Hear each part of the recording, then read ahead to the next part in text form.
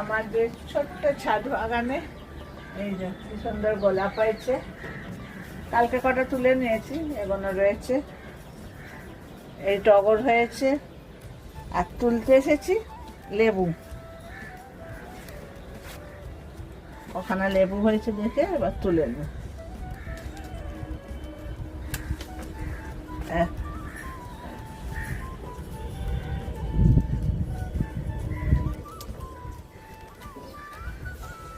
গাছ থেকে নিজেদের তুলতে খুব ভালো লাগে।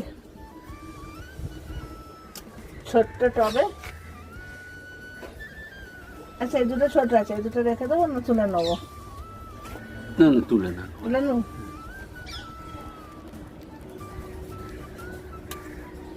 দেখে কাটবে। হ্যাঁ